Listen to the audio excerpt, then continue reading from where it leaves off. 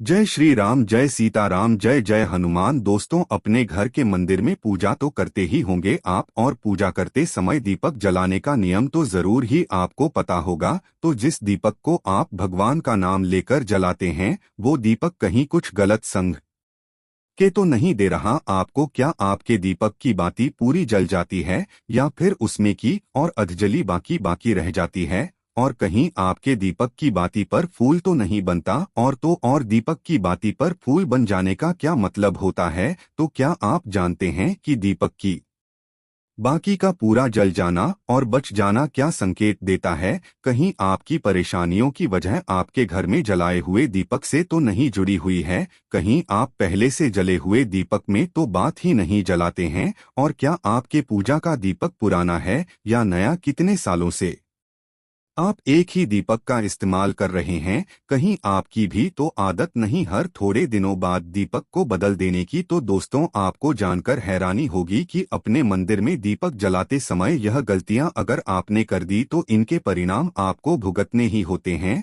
और दीपक की बाती का पूरा जल जाना और बाती का बच जाना भी अलग अलग संकेत देता है, जो हमारे लिए जानना बहुत जरूरी है। इन्हीं सब बातों को जानने के लिए वीडियो में आखिरी तक हमारे साथ बने रहिएगा। तो दोस्तों, स्वागत है आप सभी का हमारे YouTube चैनल मंत्र ज्ञान पर। आगे बढ़ने से पहले वीडियो को लाइक कर दें और चैनल को सब्सक्राइब जरूर कर लें, ताकि बालाजी की कृपा आप पर सदैव बनी रहे। तो दोस्तों, जब हम पूजा करते हैं तो हमारा दीपक कभी कभी अचानक से बुझ जाता है, और कभी कभी ऐसा होता है कि हमारी पूजा पूरी होने के बाद हम उस दीपक को भगवान के सामने जलता छोड़ देते हैं, लेकिन कुछ समय बाद वह खुद ब खुद बुझ जाता है और उसमें अधजली बाती और भी बचा रह जाता है। और कभी कभी तो हमारा दीपक पूरा जल जाता है और उसमें कोई भी बन जाता है। दोस्तों, इनके अलग अलग नकारात्मक और सकारात्मक परिणाम होते हैं। तो सबसे पहले यह जानते हैं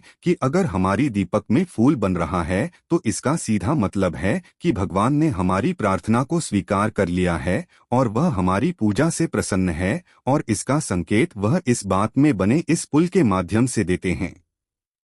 अगर आपके घर में दिव्य शक्तियां मौजूद है और आपके साथ साथ वह भी ईश्वर की पूजा में अपना ध्यान लगाती है, तो आपके दीपक की बाती में एक से ज्यादा फूल बनते हैं, और कभी कभी तो साक्षात किसी देवी देवता का रूप भी दिखाई देने लगता है। तो अगर आपके दीपक में फूल बन रहा है तो आप सच में बहुत भाग्यशाली हैं। और इसी के साथ दीपक जलाने के भी कुछ खास नियम आपको जरूर पता होने चाहिए। दोस्तों, अगर आप पहले से जले हुए दीपक में अपनी बात रखकर जलाते हैं तो ऐसा करने से दुर्भाग्य आपका पीछा कभी नहीं छोड़ता है।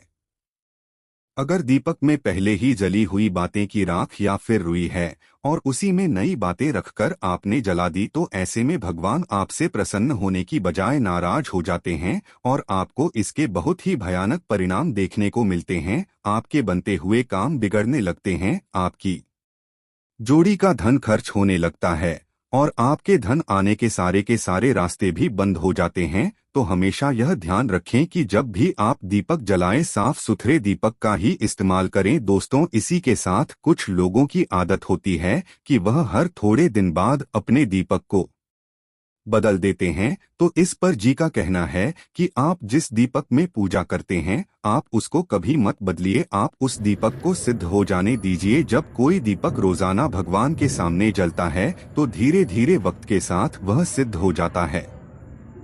भगवान की सकारात्मक ऊर्जा उस दीपक में आ जाती है, और जब भी आप वो दीपक जलाते हैं, आपका तन और मन दोनों पवित्र हो जाता है। तो आप हर रोज उस दीपक की साफ सफाई करके बाती जलाएं। आप जितनी बार भी दीपक जलाएं, उतनी बार उस दीपक को साफ करके बार बार बातें जलाएं। लेकिन अगर आप गलती से भी उस दीपक को बदलते हैं तो आपकी तरक्की में रुकावट आ सकती है। तो गुरुदेव का कहना है कि आप अपने दीपक को कभी भी मत बदलिए। लगातार 10 साल 20 साल तक आप उसी दीपक में लगातार बाती जलाएं। इससे आपका दीपक सिद्ध हो जाएगा और इसका चमत्कार आप अपने घर में भी देख सकते हैं। अगर आपके घर में कोई भी रोगी हो, बीमार हो या किसी का बुखार नहीं जा रहा हो, तो आप इस दीपक को थोड़ी देर के लिए किसी पानी के बर्तन में डालिए और अब उस रोगी को यह पानी पिला दीजिए। 10 से 15 मिनट के भीतर उसका बुखार उतर जाएगा।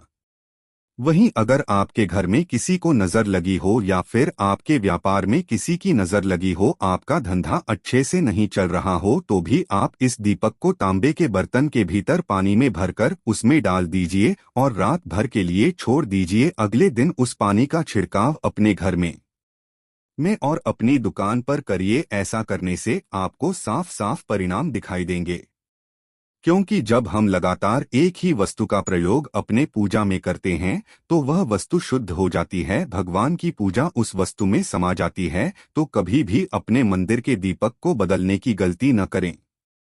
दोस्तों, अगर आपके मंदिर का दीपक टूट जाता है या फिर खराब हो जाता है या खंडित हो जाता है, आप तभी उस दीपक को बदल सकते हैं, लेकिन फिर भी आप उस दीपक को न फेंकें बल्कि इसे अपने घर में संभाल कर रखें, क्योंकि यह भगवान की सकारात्मक ऊर्जा का भंडार हो आता है। वहीं अब आपको यह भी बता दें कि अगर आपकी बातें पूरी नहीं जलती, आपके दीपक में घी बच जाता है, तो इसका क्या परिणाम होता है। तो सबसे पहले यह देखिए कि अगर आप किसी भी पेड़ पौधे की पूजा कर रहे हैं और उस पूजा में जलाया हुआ दीपक पूरा नहीं जलता या फिर उसमें घी बच जाता है, तो आपके घर में बीमारियां अपना घर बना लेंगी और यह बीमारियां कभी भी आपका पीछा नहीं छोड़ेगी। इसलिए आप जब भी किसी पेड़ पौधे की या किसी भी जगह की पूजा करें तो ध्यान रखें कि उसकी बातें पूरी जले और उस बर्तन में घी न बचे, क्योंकि यह आपकी अच्छी सेहत के लिए बहुत ही ज्यादा अच्छा प्रभाव देगा।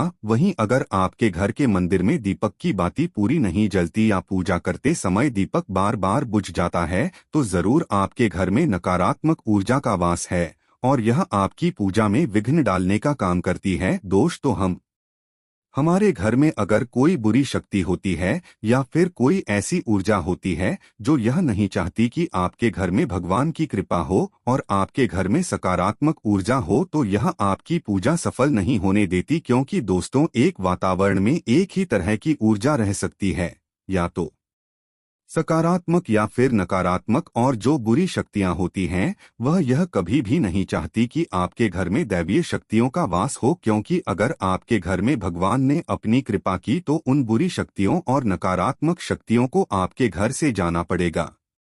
तो यह बुरी शक्तियां हमेशा इसी कोशिश में रहेंगी कि आपकी पूजा में रुकावट आए और इन्हीं के प्रभाव से हमारा दीपक बार बार बुझ जाता है या फिर हमारे दीपक की बाती पूरी नहीं जलती। तो इन सब से बचने के लिए आपको क्या करना है कि सच्चे मन से भगवान का स्मरण करना है और जब भी आप दीपक जलाएं तो भगवान से सबसे पहले यह प्रार्थना करें कि आपके आसपास जितनी भी नकारात्मक ऊर्जा हो वह आपसे दूर रहे और भगवान की कृपा आप पर बनी रहे। साथ ही ऐसी शक्तियों से बचने के लिए जब भी आप दीपक जलाएं तो गंगाजल से एक गोल घेरा बना लें और इस गोल घेरे में दीपक जलाएं, क्योंकि दोस्तों गंगाजल बहुत ही पवित्र माना गया है और महादेव का वरदान भी गंगाजल को मिला हुआ है। तो गंगाजल में सबसे पहले तो कोई भी बुरी शक्ति प्रवेश नहीं कर सकती, इसलिए कभी भी गंगाजल खराब नहीं होता और गंगाजल हर तरह की ऊर्जा को सकारात्मक ऊर्जा में बदल देता है। और अगर आप गंगाजल से बने हुए गोल घेरे में दीपक को रखेंगे तो यह आपकी पूजा में किसी भी शक्ति को विभिन्न नहीं डालने देगा